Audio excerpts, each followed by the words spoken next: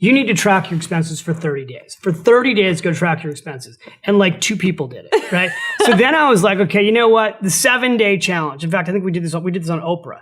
Yeah. For 7 days, track your Latte Factor. Oprah, when I did one of the Oprah shows, we showed the Latte Factor, and she pulled off a cloth and showed this woman's Latte Factor, and we had $250,000 in cash sitting on this table. And we told people for 7 days, track your expenses. A lot of people did that, like tens of thousands of people tracked their expenses for 7 days. So I would love it if people would go and take the challenge and for 7 days, track where their money's going, everything. People are like, well, does that include cash? Yes. Does that include my ATM card? Yes. Checks? Yes. Visa, everywhere your money goes for 7 days, track it. And then at the end of 7 days, look at it and tell yourself, well, what's in here that could be changed? Now, I will say this. Some people can't get through 7 days. Really? So a lot of times, and I could do it right now, I say, you know what? Just do it for one freaking day. One day. Just take 1 day and take a pad of paper and just write down where your money goes for 1 day. And the only key here is don't change who you are during that day. Don't change your behavior. Just spend money like you always do. And if you're in a relationship, have your partner do this. And then look at it and be honest with yourself. I always think Benjamin Franklin was famous for saying, a penny saved is a penny earned. Well, today I'd say $5 saved is $5 earned. For some people, the Latte Factor is not $5, it's $100 or it's $100,000. I mean, I've done speeches for people where the average liquid net worth in the room was $10 million. Wow. And I'd have the person say, don't talk about the Latte Factor. And I'd say, don't worry, I will. I'm going to bring up their jets and their 5th home that they don't use. And people would come up and be like, he's right, I have a 5th home and I never use it. That's my Latte Factor. We don't need the 5th home and, wherever that 5th home was. So, but it's a metaphor to look at where you spend money. And you and I were talking before we started this, that what people do, it's fascinating. They inflate what they earn in their mind and they underestimate what they spend. So if someone's making, let's say, $55,000 a year, if I ask them, what do you make a year? They're going to tell me not 55, they're going to tell me 60. And people always do this, and they mentally do it too. Person who's making 80 mentally says that they make 100, but they don't. And then if somebody tells me they're spending 70, I promise you they're not spending 70, they're spending 80 or 90. Mm-hmm. So we inflate in our minds what we earn and we underestimate what we spend. And it's actually the opposite. You need to spend less than you earn, and then you need to increase what you make. If you spend less than you earn and you increase what you make, it's total victory. Want to be happy? Build a life, not just a business. Hey, it's Evan Carmichael, and this channel was created to help you overcome the #1 challenge that is holding you back, a lack of belief in yourself. You watch these videos because you know there's something more inside you too. You've got Michael Jordan level genius at something. So today, let's live your best belief life and learn the 7 steps to start building massive wealth. Enjoy. Step number 2, pay yourself first with Bob Proctor. Talk about people paying themselves. They pay everything under the sun, but they don't pay themselves. Think of when you're on a plane and the oxygen mask may drop down. There's a problem with oxygen in the plane. They will tell you, if you have a child with you, put your own on first, because you can't look after the kids if you haven't got yourself looked after. Well, that's exactly the same with money. Look after yourself first. If you don't pay yourself, you're soon going to cheat yourself and just not do very well. Step number 3, multiply wealth with Cardone. How do we multiply rather than add? So incremental. Yeah, so look, the comment about everybody knows how to add and subtract. What they don't know how to do is multiply. The concept there is you're trying to make incremental changes. Like, okay, I made $1 million last year. Everybody's very rational when the year comes around. Okay, we did $1 million last year. What can we do? We could grow by 10 or 15%. You're never gonna grow like that successfully. I know it makes sense, but it don't make money. And by the way, y'all should always remember this when somebody says, does that make sense? Okay, it might make sense, but it doesn't mean it's gonna make money. Because what happens when you go from $1 million, okay? Like when you go from, what happens, and this is what I used to try to do and it didn't work, is when you go, let's say you figured out how to run a business on $1 million of income, or you call it turnover, right? So you're like, okay, what are we gonna do this year? Last year we did $1 million and some smart person in the back of the room that doesn't even know how to get money, talk to anyone. They're in a boardroom, they've never actually made contact with another human being. They're like, I think we can grow the business 15% this year. We should be able to grow 15%, okay? So they're like, which is an ad, it's an ad, okay? Okay, we're gonna grow the business to 150 grand. And then they don't plan on anything bad happening. There's like, this is a universe where there's no gravity. No COVID, no gravity, no war, no disruption in the marketplace, no new technology, nothing. So, by the way, this might not even keep with inflation in some cases. Like, housing in America has inflated at 11% this year already. So it wouldn't even keep up with that. So what happens when you do incremental ads, you never get ahead enough, number one. And number two, you never plan for the setbacks. Number three, the most important thing is, you don't get a new set of problems. You get the same problems over and over. Okay, you guys that talk about burnout all the time, let me tell you what'll burn you out. Dealing with the same damn problems over and over and over again. Give me a new problem, please. Something I have not. You give me anything new, I'm ready. You give me the same bullshit over and over and over and over again, you freaking wear me out. Okay, so how do I get new problems? I wrote about this in the 10X rule. When you go 10X, the first thing that will happen is a new set of problems, always. Why do I want new problems? Because new problems require new answers, new questions, new people, new thinking. Old problems require no new think. It's the same thing over and over again, so you don't get any creativity here. Over here, we want to multiply. In this case, hey guys, the goal should be this. This is simple, okay? My meeting is gonna be faster than your meeting. They came up with something analytical, I came up with something unreasonable. Unreasonable in a good way. Hey guys, we're gonna go from $1 million to $10 million. Who do we need to buy? Where do we need to get the money? How many customers do we need to see? How much inventory would I have? Is it even possible? Oh my God, that's not possible. Is there $10 million on planet Earth? Yes, good, then it's possible. Now, how do we go there? So what I'm trying to do is get myself, oh my God, we would have to hire 50 more people. Good, new problem. Rather than complaining about the 5 people you have. That's how you multiply.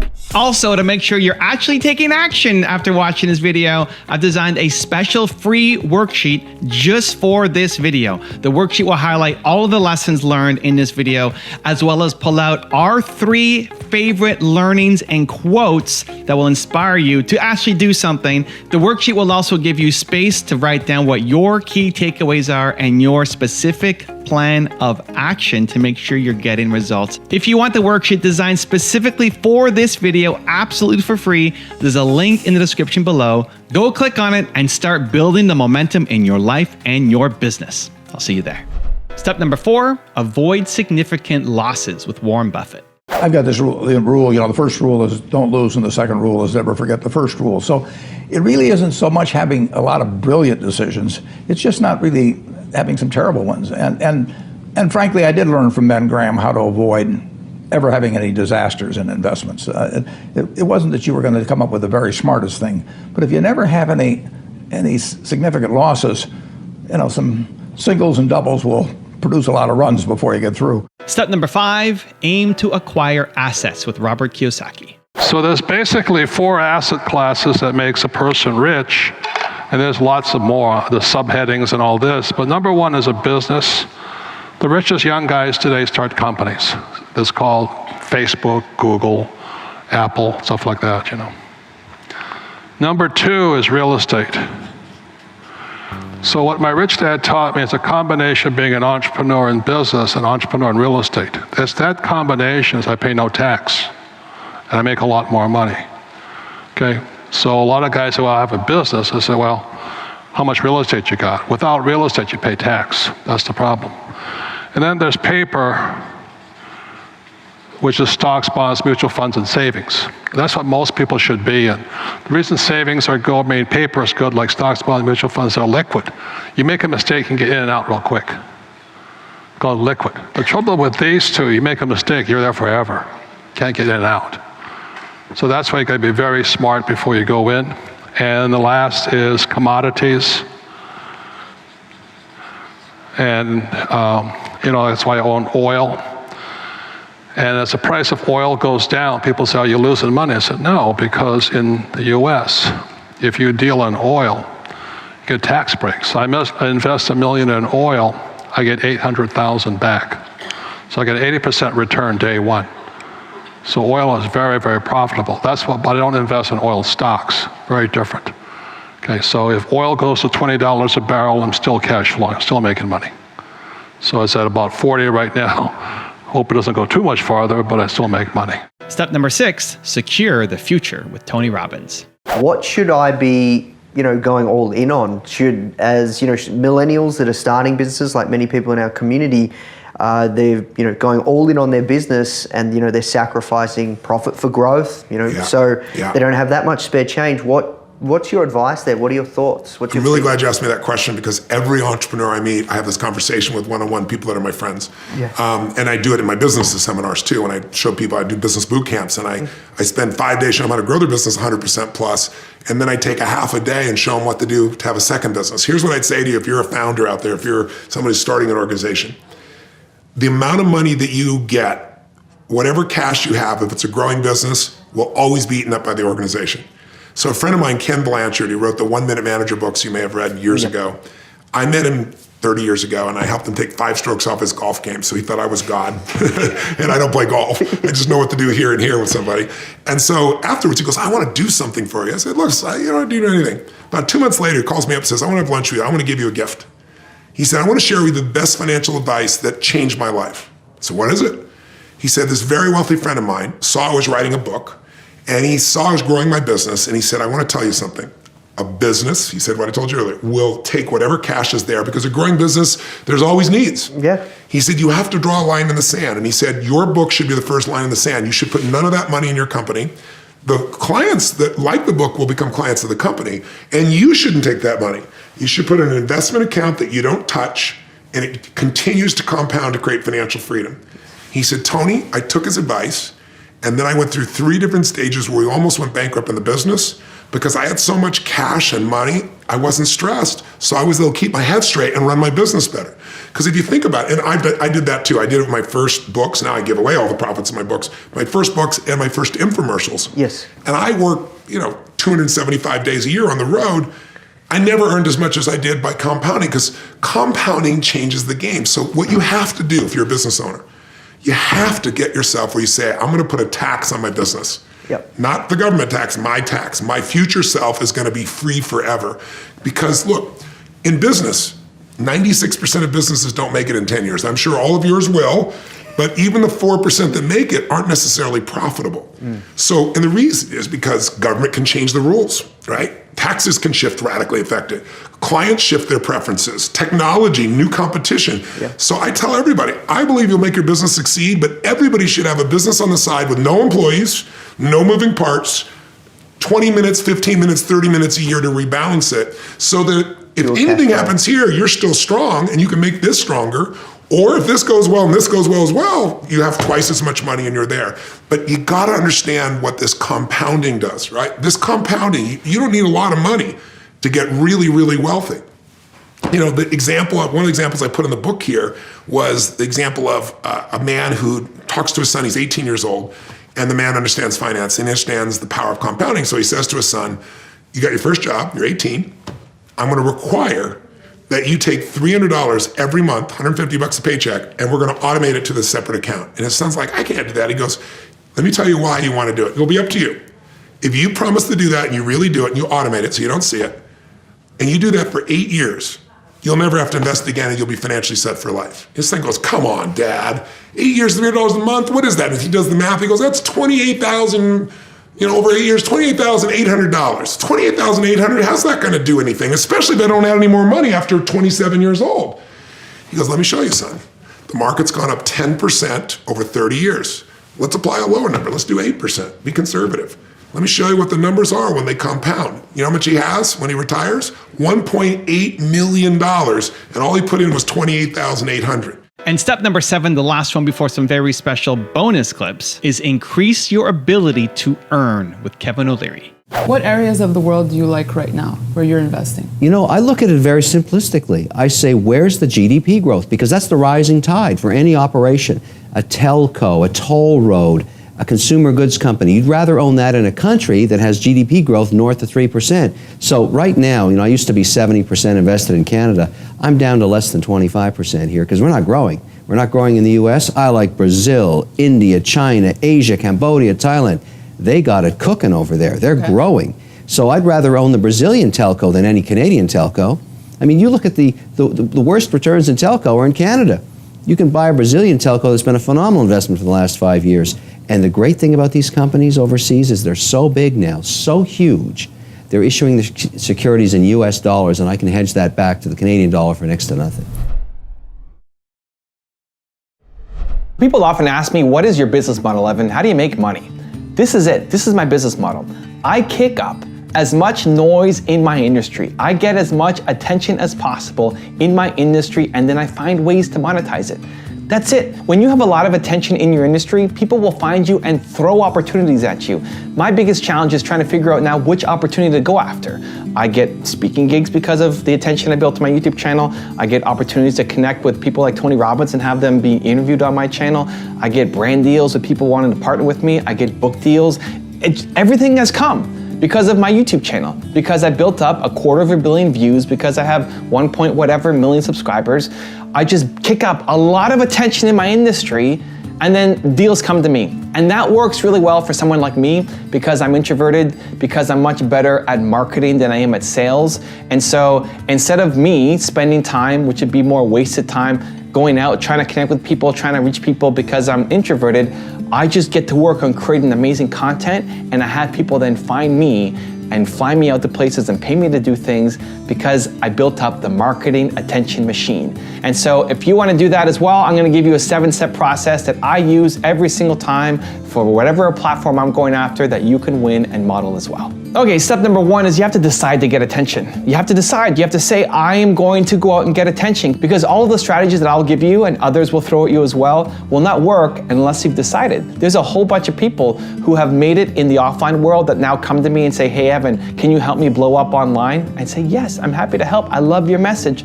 But you have to be committed to doing this. This isn't just some strategy that's gonna help you. You have to be committed to be able to make content, and that you are picking a platform that you're gonna blow up on, and you're gonna be committed to doing it. It's not just some strategy. You gotta love it. You gotta be all in. You have to decide, I am going to blow up on this platform. And so number 1, get out of your own way. Get out of your ego. It's not about you blowing up personally because you want to look like a rock star. Understand that the more that you blow up, the more that people understand your story, this is your gateway to close sales, because the thing that'll make you different than the big corporations, why am I going to hire you? Why will I work with you instead of some big corporation? Big corporation, they have a history. They have a reputation. They have a brand name. They've been around forever. Why am I going to work with you? Because I know your story, because I like you, because I feel like you care, not some giant corporation. But if you don't tell me that, if I don't feel that, if you haven't blown up, if you're not deciding to get attention, then I'm never gonna know the difference between you and giant corporation, and then I'm gonna make my decision only off of price. And if your strategy is to be the low price provider, that's a losing game long term. And so step number 1 is you have to decide that you are committed to, this year, I'm going to get attention, because it's the best thing, not just for me, it's the best thing for my business, it's the best thing for my family, it's the best thing for my community, and it's the best thing to further serve my mission. It's not about you and your ego. It's about the mission and the business and your family. You need to get attention. Step number 2 is pick your best platform. There's lots of different platforms out there. The one that you should go with is the one where, number 1, your audience is. So if you're picking a big platform like YouTube or Instagram, it serves a big audience. If you have a specific audience, so if you want to do business, then you can go to LinkedIn, right? If you want to do the tech community, Twitter is going to be a better bet for you. If you want to target preteens, then you want to be on Snap. Depending on what your market is, where your audience is, you want to pick your platform. Then you want to pick, what are you the best at doing? So I love making videos, and so YouTube is a great platform for me. Maybe you love writing. Maybe writing is your preferred method. Maybe you don't want to be in front of a camera. Great. Maybe you love audio, and so you'd rather do a podcast than make a YouTube video. Great. When you can figure out where your audience is that also matches with your skill set, then pick that one social media platform and go all in on that one. People often say, well, you gotta be everywhere, you gotta have all your accounts. I disagree at the start. I think you should have an account on each platform. One, just to have the account, just so that nobody else can take your name and squat on it and ruin your reputation potentially. And two, just to listen. So if Twitter's not your main platform, but somebody tweets at you, you want to be able to respond and you want to encourage them. They're your champions. They're out spreading your message for you. But if you try to be everywhere all at the same time at the beginning when it's just you doing it, every platform is going to suck. You're going to do everything in a really mediocre way. I'd much rather have you focus on one platform, go and crush it, go and dominate it, and as you scale up and build a team, then you can go and branch out to the other ones. So pick that single best platform for you. Step number 3, commit to posting every day. Every day, you have to post every single day. Whatever platform you're on, you have to commit to posting every single day. YouTube is probably the platform where you can get away with not posting every day, but I post 3 times a day. And yes, I built my team that's helped me be able to do that. And yes, you may not be able to do it right from the beginning, but that is your ambition. I want you posting every single day. Whatever you're picking, YouTube, Instagram, LinkedIn, Snap, Facebook, Pinterest, wherever you're going. If you are posting every single day, you have a much bigger chance of getting attention, of getting your message spread than if you're posting every week or every 2 weeks or once a month. And then you might say, well, I want the quality. The quality has to be high, right? It has to be good. I don't want to release crap. Yes, 100%. But if you can get to the point where you are releasing 80% quality every day instead of 100% quality once a week, do the 80%. Now, if it's going to come down to 50% quality, now we've got an issue. But if you can release at 80% and do it more frequently, you will grow.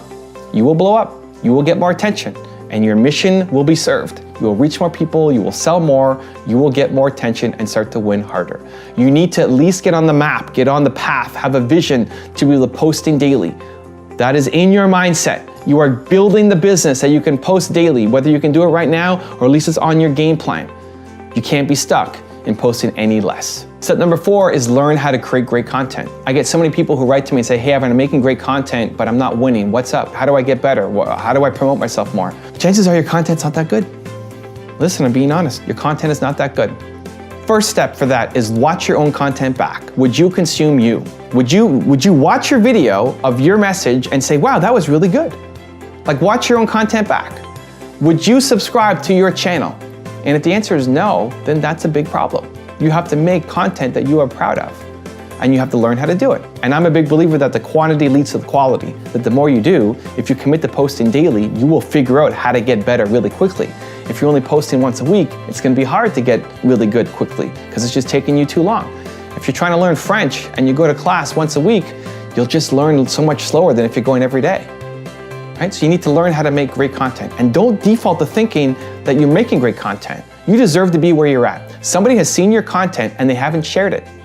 You guys are watching this video, some of you will share it, some of you won't. The ones of you who share it will think this is great, and the ones of you don't, won't.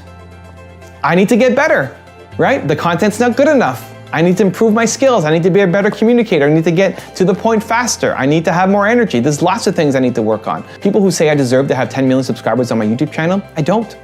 I'm not good enough. The content's not good enough. Now, I deserve my 1.7. I deserve to be where I'm at. I'm not garbage, right? But I don't deserve to have my 10. And so you don't deserve anything. You deserve to be where you're at. People are watching your content every single day, hopefully, but they're not sharing it. That's on you.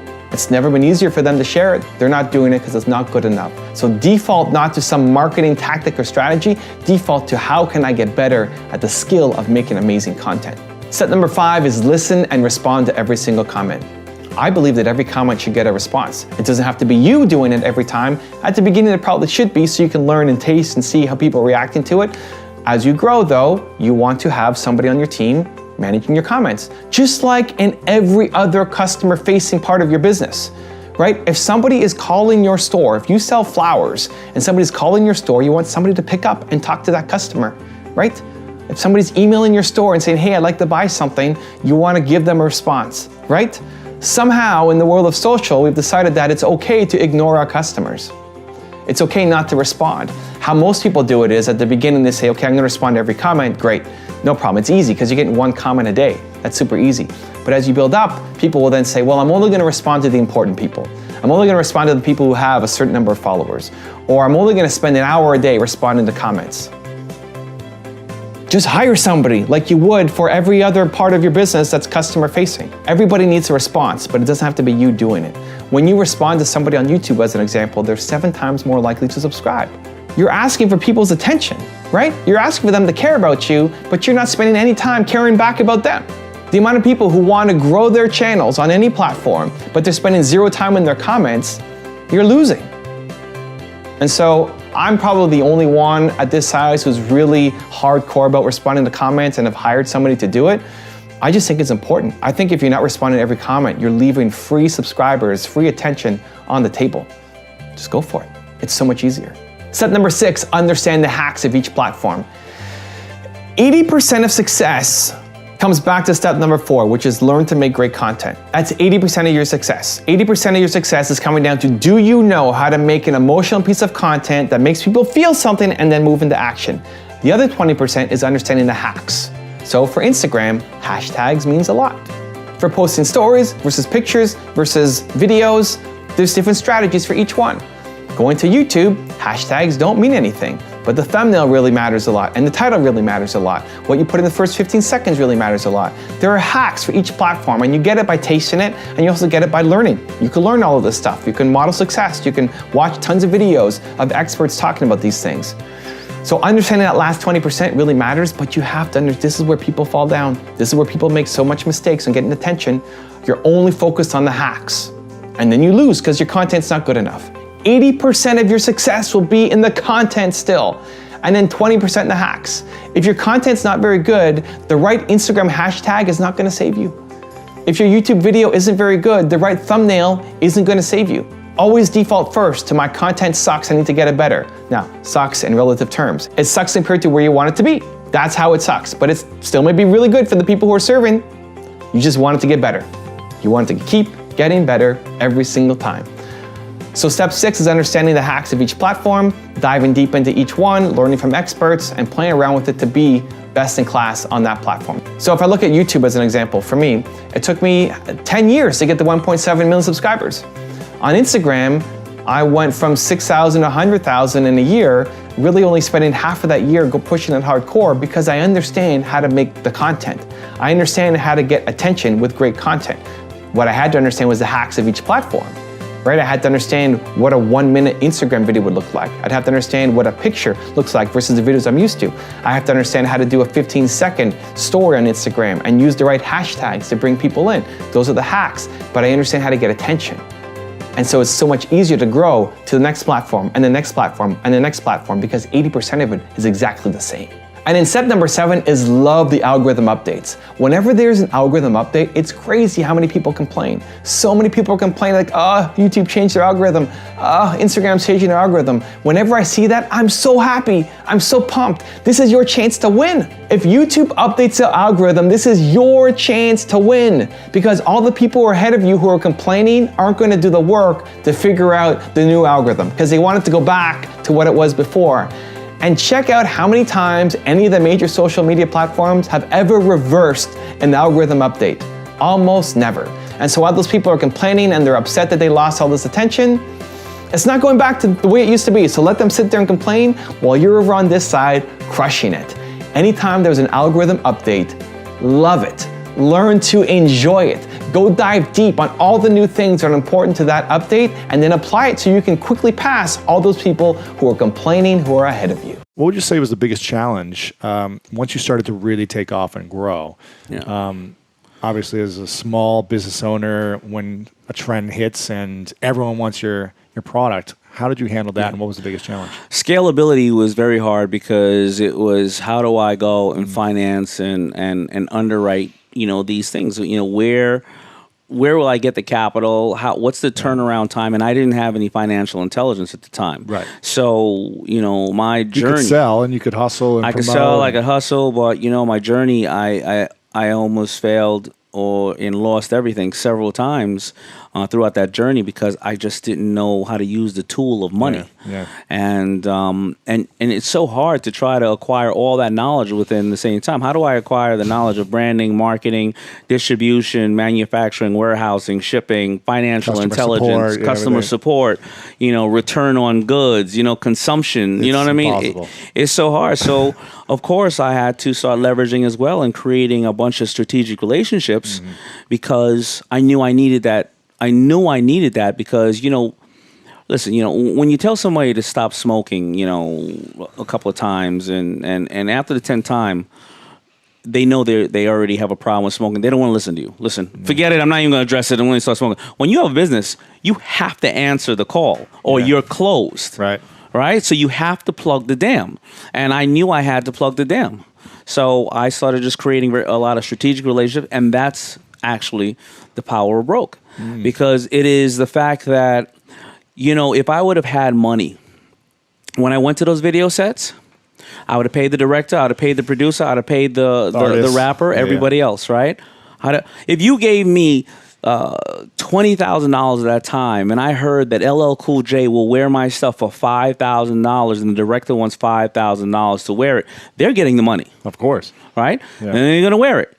But I got into 30, 40 videos with $0, right? Because I had no way to do it. And I had nothing to lose. You couldn't take anything from me. I didn't have anything. Yeah. Right? Exactly. So you couldn't even give me your shirt. Right. You took it back. I took it back, right? And I said, I got you later. Right? Old Dirty Bastard said, you got me now. But when you're working with the power of broke, it does a couple of things. Number one, it makes sure that you learn the process yourself. You can't afford to hire anybody else. So all those people out there who pay $40,000 for a website when it really costs $5,000, right? Or you can leverage it by bartering or something. Whatever the case is, right? So you have to learn the process. And what happens during that period of time of learning the process is that when and if and hopefully you get to the point that you are successful, nobody can tell you lies.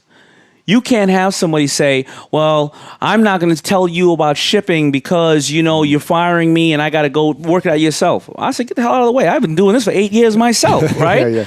You get and you learn the process, number one. Number two is because you don't have a lot of capital, you focus on the only thing that you can do. You don't drown in opportunity. You don't take a bunch of money and go, we should try a bunch of stuff. Here you go. Here's 10,000 here, 10,000 here, 10,000 here, 10,000 here. Go. Yeah, you go. All right, what are we going to do with this hat right now? So that's the process. And that process is very, very important. Also, you learn and it brings out the character of who you have around you when you operate the power of broke. What do you mean by that? Well, if you're busy, let's open a business today. Let's go take a $100,000 loan. Well, what happens when the money goes away? Because when I didn't have anything, people worked with me for free, and I saw who rose to the challenge. I saw who jumped ship. Right? I saw who was problem solvers and problem creators. And that's the process of activating the power of broke. Because to tell you the truth, the people who activate the power broke more than anybody else are the people who are successful, because that's how they stay successful.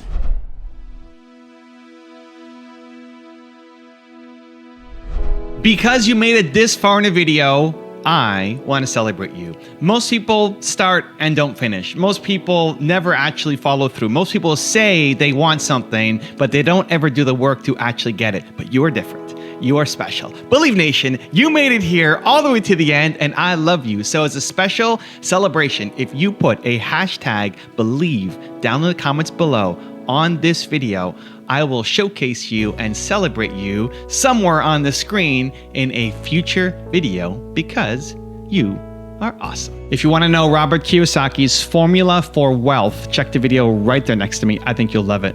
Continue to believe, and I'll see you there. The system of banking, it's nothing to do with communism or capitalism. It's the banks run the world. The rich run the world. They don't care if you're communist or capitalist.